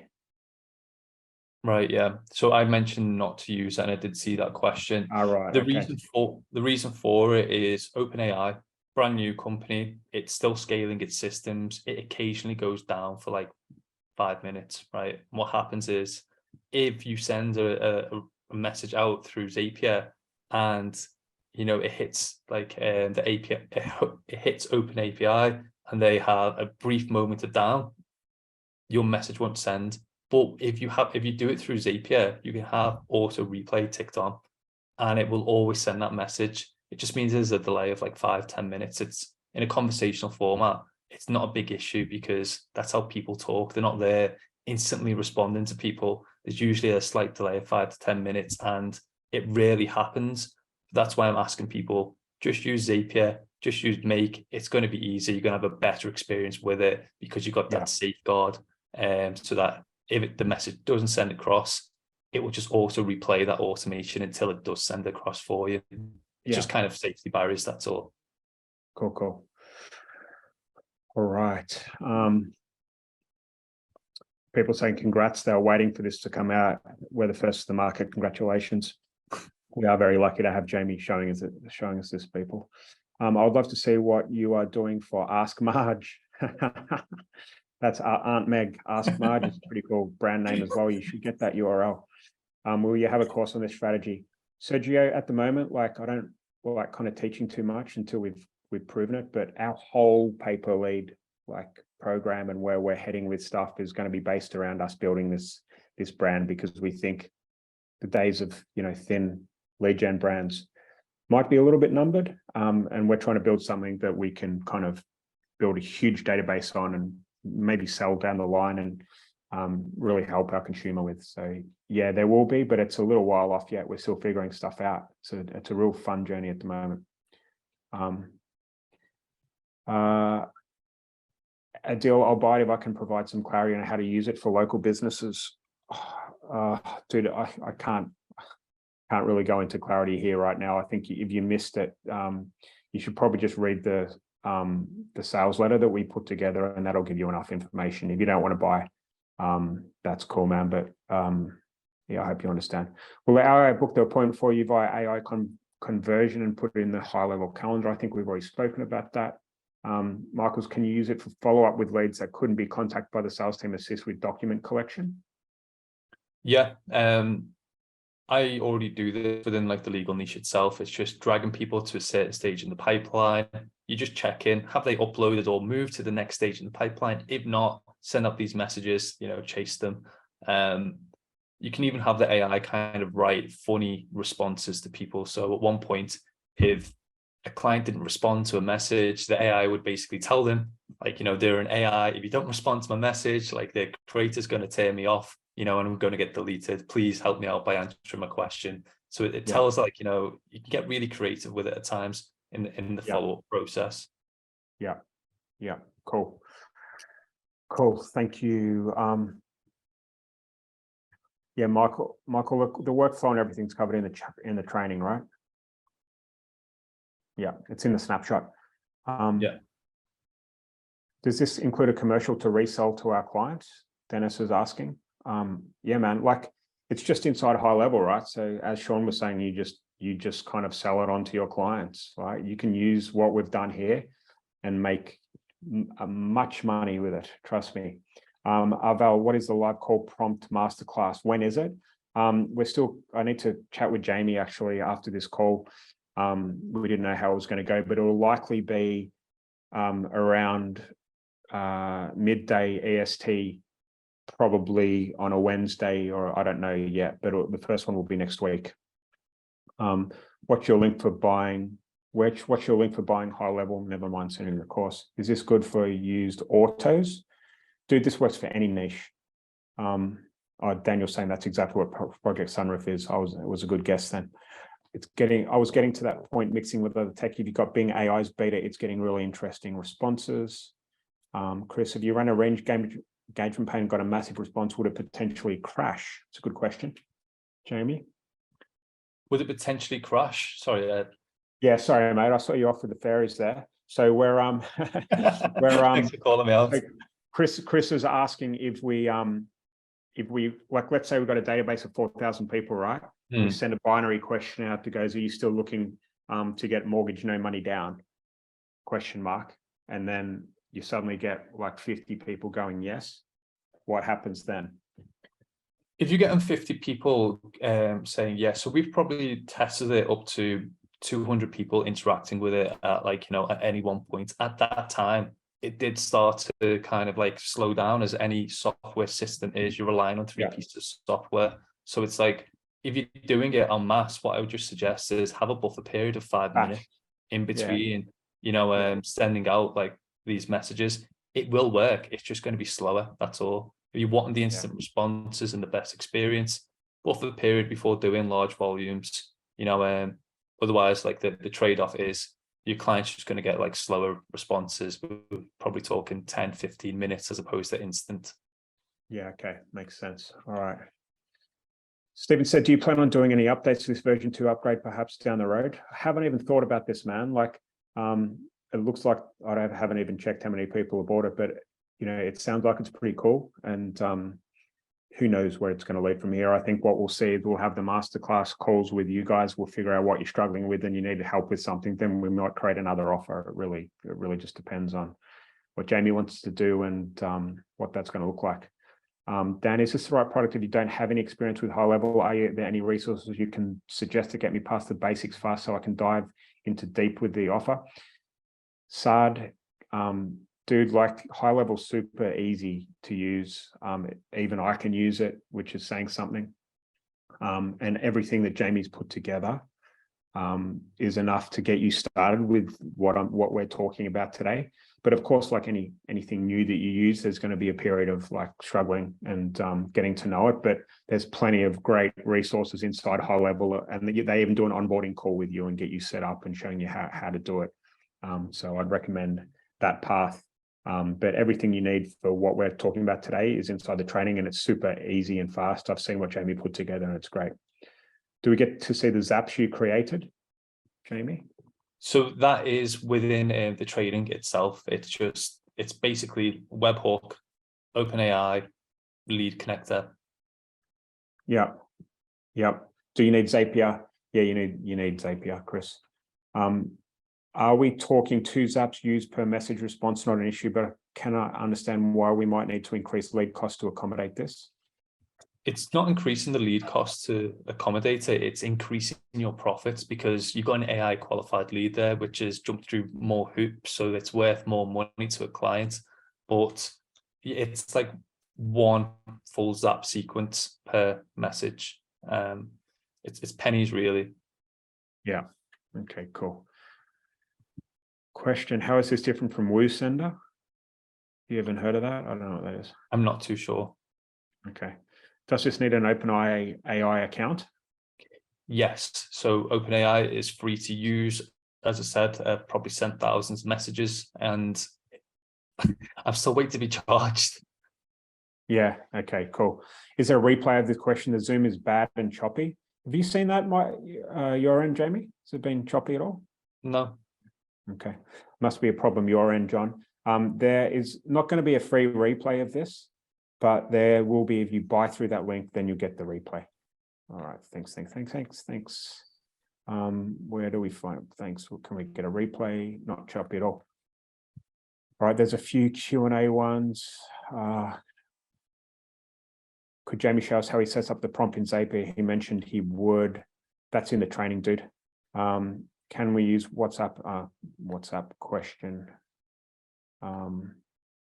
Yes, so I think that WhatsApp one is the one Simon asked. I'm sure it can be done. All right. I think that's everything.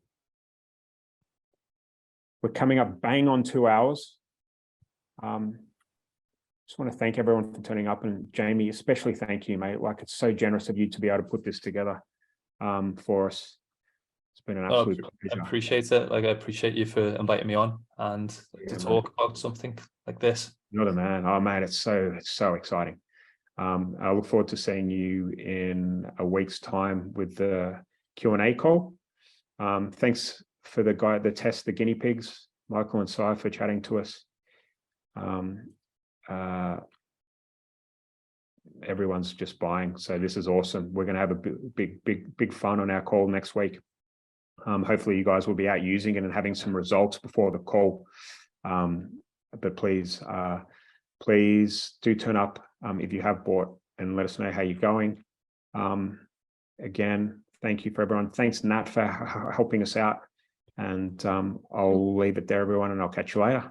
Hi there, it's Dan here again. Thanks for sticking around and watching the whole thing. It was a real pleasure recording this webinar with Shaun and Jamie. I hope you enjoyed it. As I said, it's a pay what you want offer. If you've enjoyed this webinar and you've got value from it, then please donate below. In the YouTube description, you'll find all of the bonuses. So yeah, get stuck in, enjoy. And if you have any comments or questions about what the offer is or how you can get involved, then of course comment below. And please subscribe to our channel as well if you enjoyed this, because we're going to be doing lots of other cool stuff like this in the future. I'll speak to you soon.